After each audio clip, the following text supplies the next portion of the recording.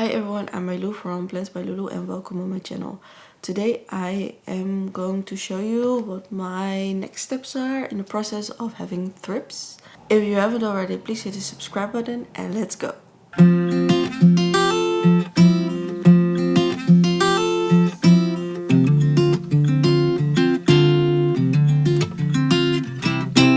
So just to show you, here are 3 plants that had thrips. And there's one. I threw away the 2 Monstera Deliciosa variegatas because they were kind of beyond saving. Their rehabilitation would be enormous and I wouldn't have the mental power to work on that. Oh, there's also one that had thrips. Also, my Thai has a new leaf emerging, so that's fun. It has a lot of holes in it, so I'm very happy because the last one didn't have any holes. So just for you to know, everything on this plate basically and these 2 had skill, and they're kind of long-term skill. So I have them kind of separated from all the other Hoyas so I can treat them over a longer period of time.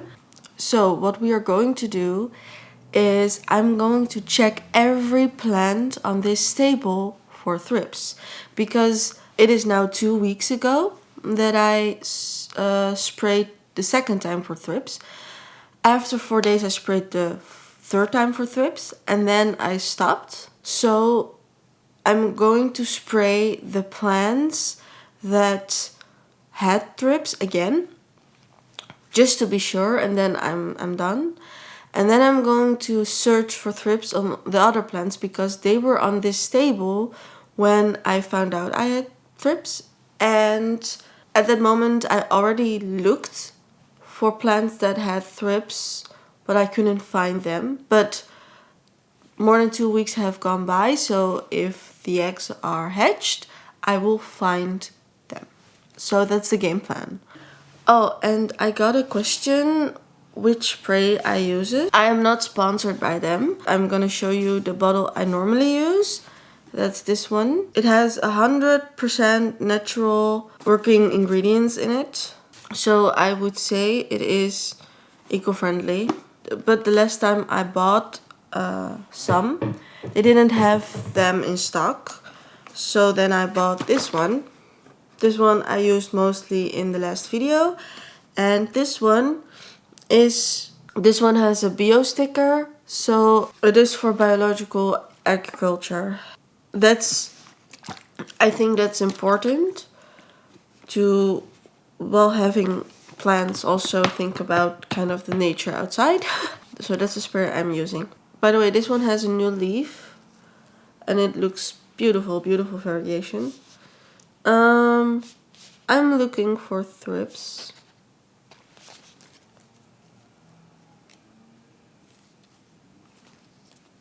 I don't see any thrips, but you know, just to be sure, a spray.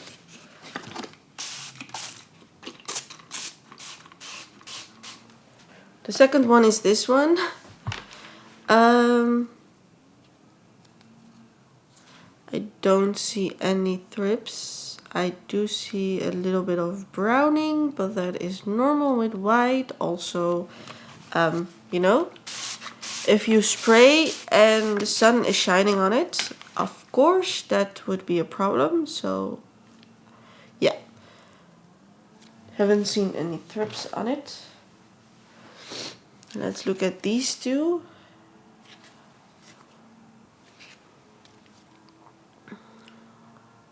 No thrips.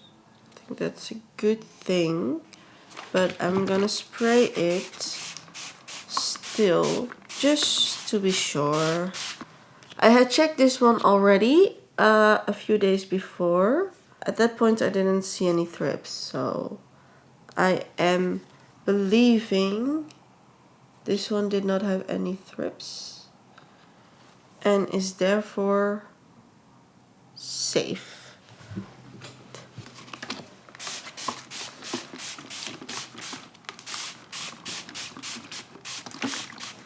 The last one that definitely had thrips was this one.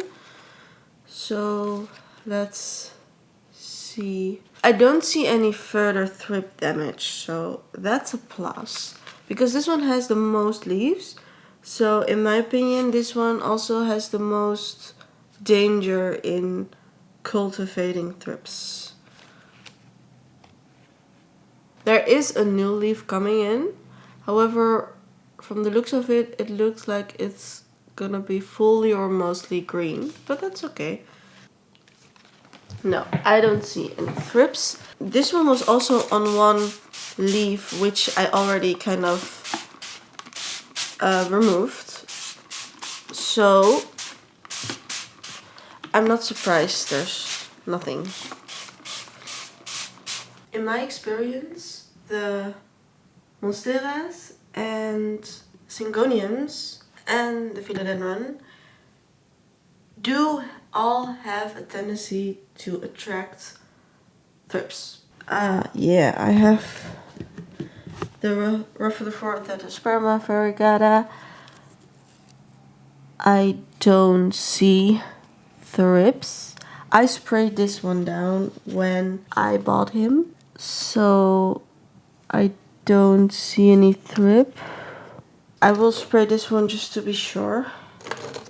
I completely forgot, but my mycons of course had thrips, so I cut him down. So I was thinking maybe thrips could come from my mycons.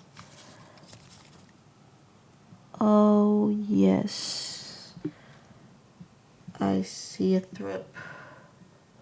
Oh, this is not good. So I think I found the cultivator, or maybe, or you know, he has it definitely. He was kind of lightly touching my syngonium, so that one's also going on the ground.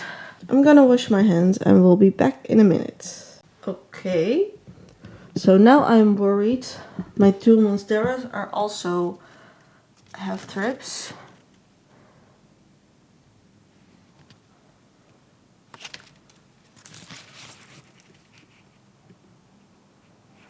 I don't see anything.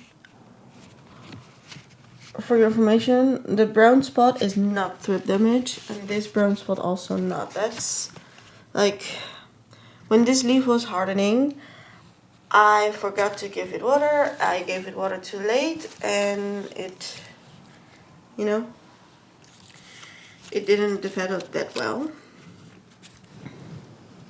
But no thrips so far. There are two cuttings in this pot, so no, I don't see anything crawling.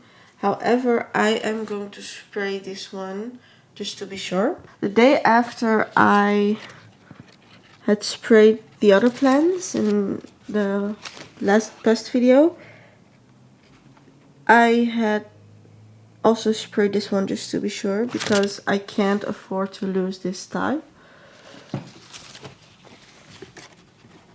I don't see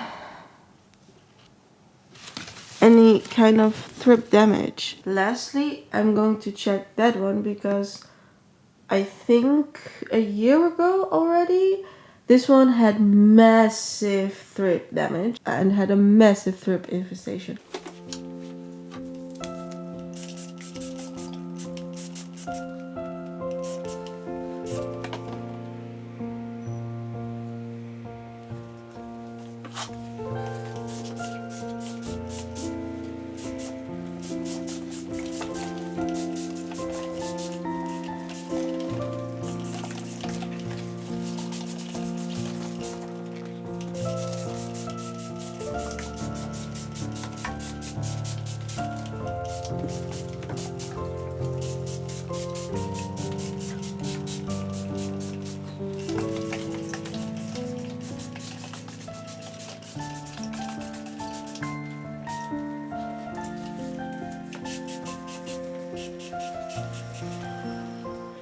The last thing to do is to spray the one that really has thrips. Now I'm going to look before I spray for the one I saw, so I can show you how it looks like. Oh yes. I hope you can see it. I will put an arrow. But yeah.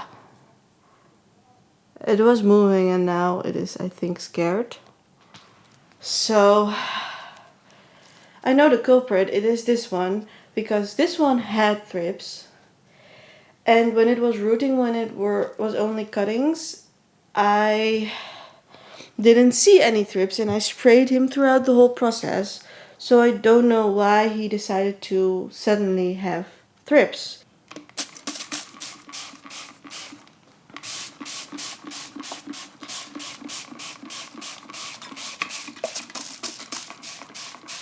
This one and the syngonium. The syngonium is also getting sprayed. These two are really getting quarantined on the floor.